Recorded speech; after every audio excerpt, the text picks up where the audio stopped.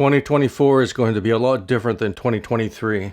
In the silver and gold bullion market, I anticipate that it will be a tumultuous year with wild swings in both spot prices and premiums. In setting up for a new year, now is a good time to evaluate the current silver bullion market in the US to help us better prepare for the days and months ahead. We're going to talk about this chart. Let's get into it.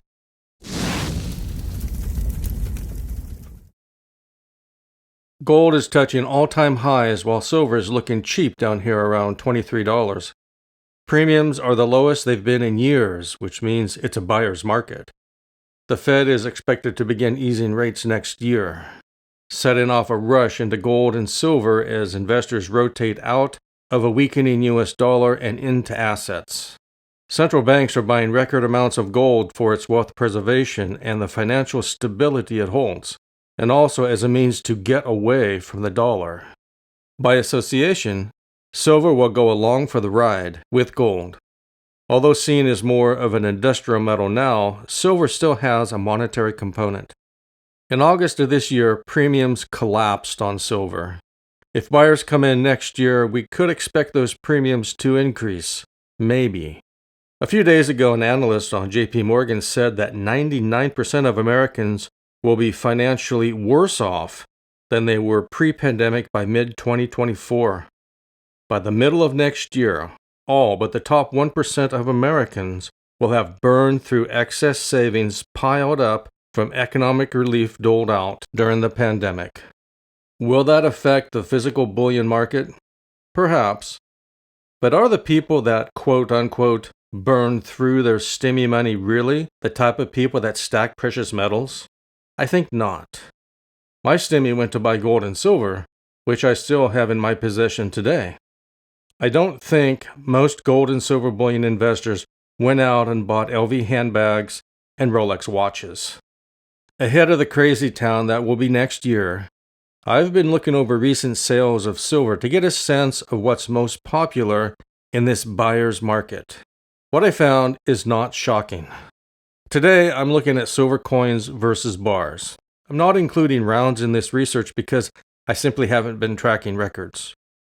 Also, I'm not going to break out coins because I just did a video going over the top selling silver coins in the US, which included American Silver Eagles, Maple Leafs, Britannias, Krugerrands, Philharmonics, and Kangaroos.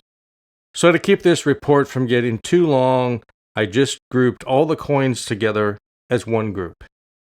So, without further ado, the top selling silver product is coins at 59.3%.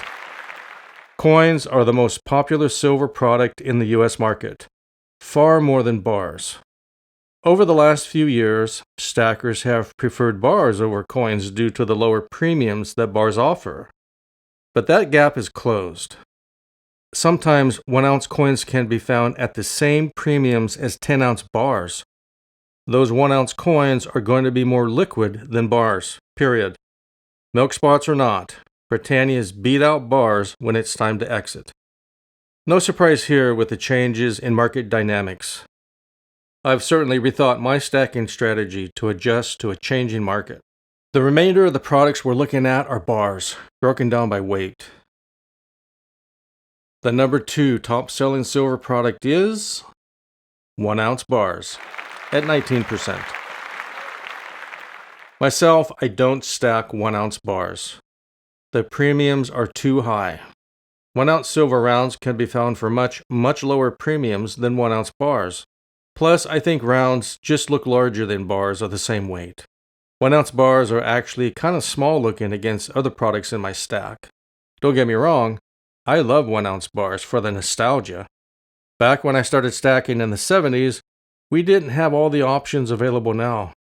American Silver Eagles, Maple Leafs, Libertads all came later in the 80s. The 1-ounce bars were plentiful and cheap. Nowadays, they don't make any sense to me for stacking when there are cheaper options out there. The number 3 top-selling silver product is 10-ounce bars at 11.5%.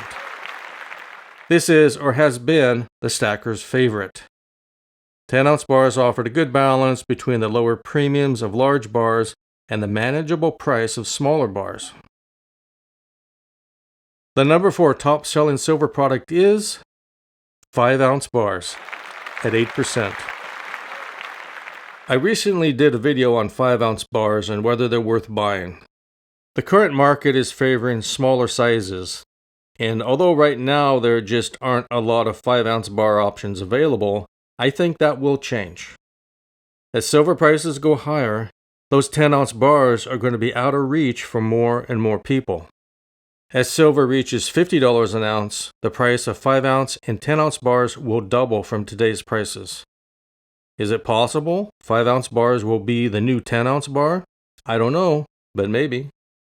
Another video I released a few days ago talks about this chart that shows how year over year, since the 2001 peak, the median salary in America buys less and less gold.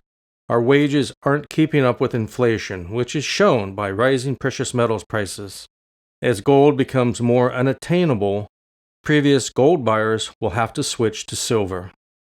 This change is already taking place in India, where investment demand in silver jewelry is gaining a lot of traction, particularly among the younger generations who are looking for cheaper alternatives to gold. I wouldn't shy away from 5-ounce bars just because they seem less popular right now. 5-ounce bars just might have their day and overtake 10-ounce bars in popularity. The number 5 top-selling silver product is 1 kilo silver bars at 2%. Now, to be honest, 1 kilo bars are my favorite size bar to stack when they can be found at the right price. I just love the chunkiness of a kilo. It feels substantial in the hand. Today, that means no more than $1 over spot. I don't pay full price for anything, and deals are out there. But I stopped buying kilo bars recently to take advantage of lower premiums in 1-ounce coins and rounds. Buyback isn't great on heavy bars at the moment, so out of caution, I've pulled back on buying kilo bars. The number 6 top-selling silver product is 100-ounce bars at 0.3%. At more expensive than an ounce of gold, 100-ounce bars have a much smaller pool of buyers these days. I don't have a single 100-ounce bar in my stack and don't plan to get any. They're just too big for a lot of us. Well, there we have the best-selling bullion coins and bars in the US market.